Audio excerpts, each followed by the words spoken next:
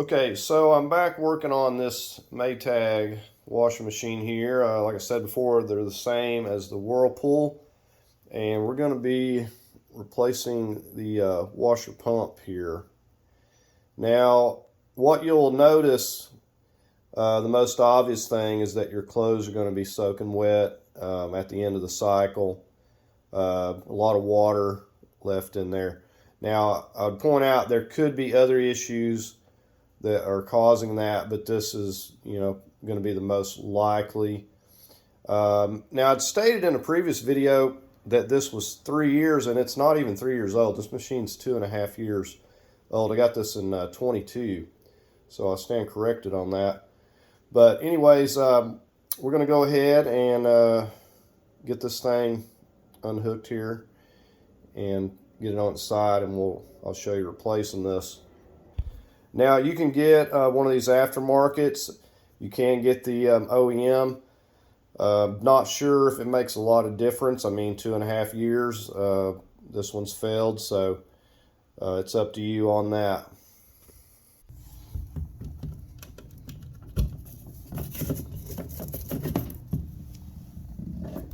All right, I'm just going to disconnect my hoses down here. I've just got a drain pan, and like I said, if you've got, you can get a package of these really cheap. These are these hose seals, and if you hadn't replaced them, go ahead and just throw you a new one in there while you're at it so you don't have any leaks or drips.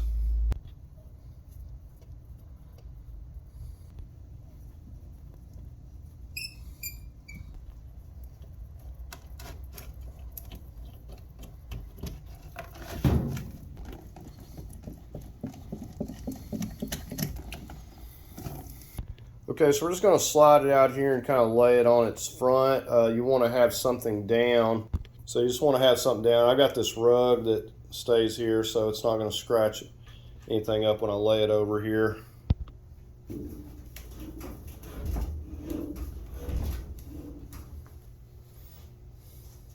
And before I get carried away, I need to get my drain hose. Now you want to make sure, put this down here in case there's any water, it's going to drain out. Now yours might be attached, so you may have to unscrew it or something. All right, we're just going to carefully lift it forward here. We're going to lay it all the way down. And this is not as awkward or heavy to handle as you might think. Okay, now at this point, I'm just going to kind of spin this thing around here so I can easily get to this side here. And you could put down a rug, you could put down some cardboard, whatever that you have, just to keep from scratching it, and you can easily move it. Okay, now we can already see the pump over here on the left side. Right, and you can see the shift actuator, and that thing has been working fantastic. No issues with that. And I've got a towel. I'm all but certain we're going to have a little bit of water coming out of here, so we're going to catch that so it's not running all down in the tub. All right, first thing up, we want to take care of this wire that's running in here. Now, you could use your fingernail, pull it back, or you get a little screwdriver, but we've got one here. We also got one down here, just so you can see that there's one there and there. Now, if we do break these, it's not a big deal. We're replacing it. So we're just going to pop that up like so. We'll reach in here and give this a squeeze. Just squeeze and just give that a pull. Try not to pull on your wires themselves. Well, that is really on there. Okay, so there's that. You can see how that just goes in there on those tabs. All right, so this is just looping around here. We'll just unhook this.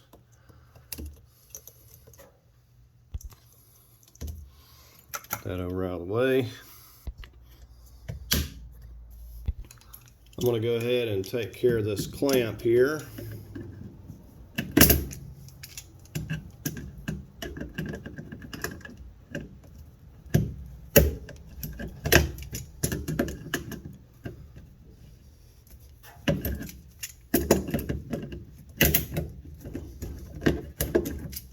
So I've got that back far enough. I'm just going to kind of leave that right there for a moment. Once we get this loose, then we'll deal with it. Okay, what we've got here is 3 of these 5/16 or 8 millimeters. I'm just using an extension. So here's the other one over here on this side. We'll just start over here. I'm using my cordless to take them loose, but I will use just a wrench to put them back. There's the first one. And I've got the towel under there. It's down in the tub.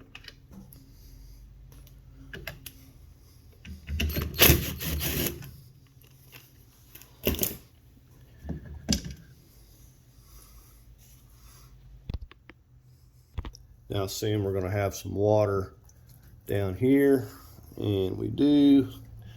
And now what I'm going to do at this point, I'm going to twist. And if this doesn't want to come off here for some reason, I find that a blow dryer or heat gun works really well.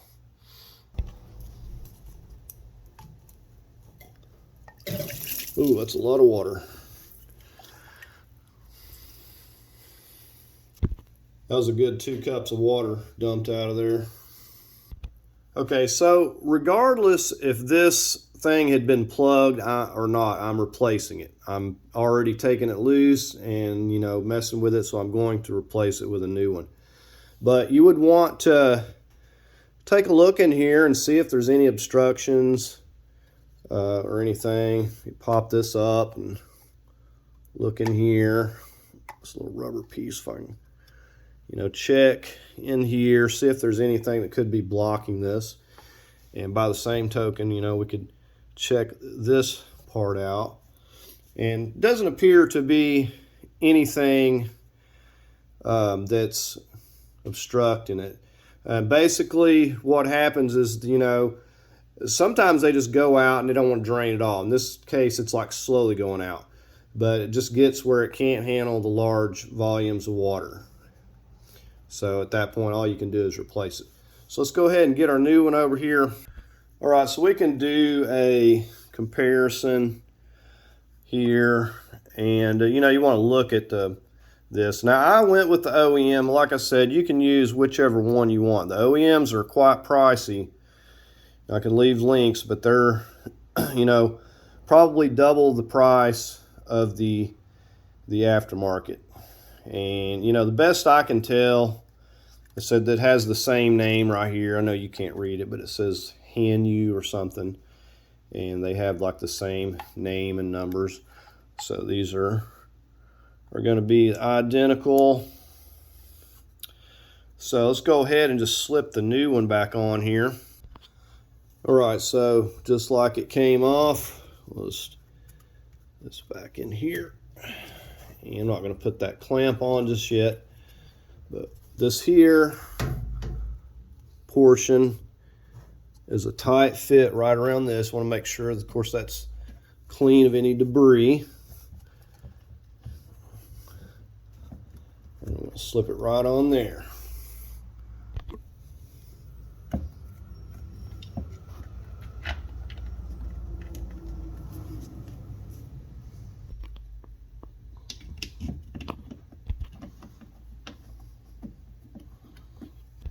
Now, you could use a screwdriver with a 1/4-inch drive. Now, I'm using a little micro ratchet, but you just want to be careful. You think about tightening this. This is going into plastic, so you don't have to get it tremendously tight, because then you're going to run the risk of stripping it. So just, you know, get it down there with the little 1/4-inch ratchet and kind of give it a little bit. That's good enough.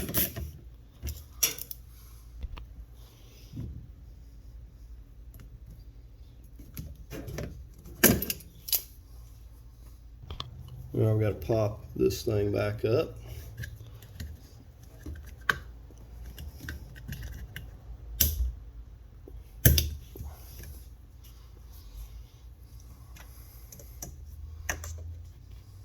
I'm just going to pull our wire over here and put it back under this.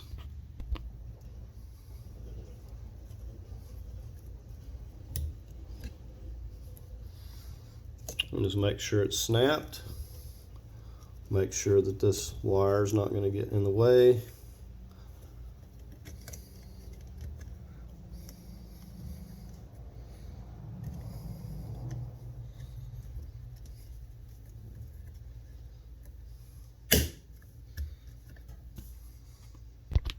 Just ran it right through there. All right, so we've got our new pump on, and nothing left to do but get everything reconnected and test this thing out.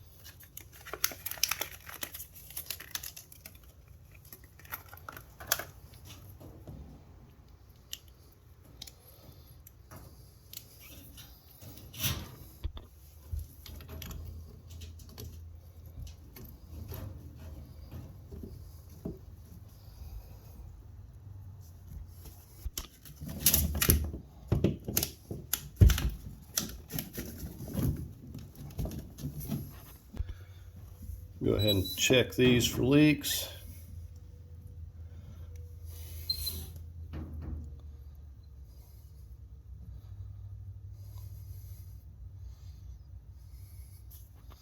Of course, we want to kind of check on here, make sure we don't have any problems, any leaks, anything going on. Now, you won't have to worry about that until you run it through a cycle. All right, I'm going ahead and load this up with towels. I'm going to put it on this heavy cycle here. We're going to test everything out.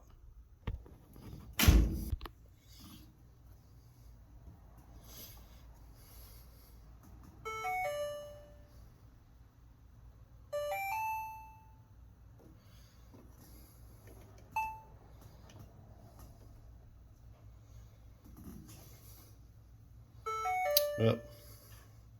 Well, I've got it on the heavy duty cycle there, if you can see that.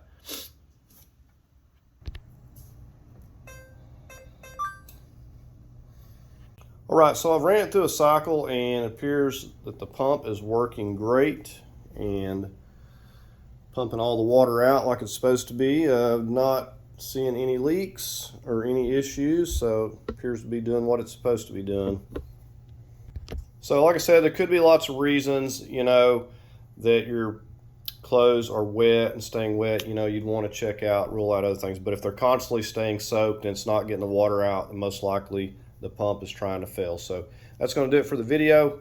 Hope you found this helpful. Please like, share, and subscribe. Thanks for watching.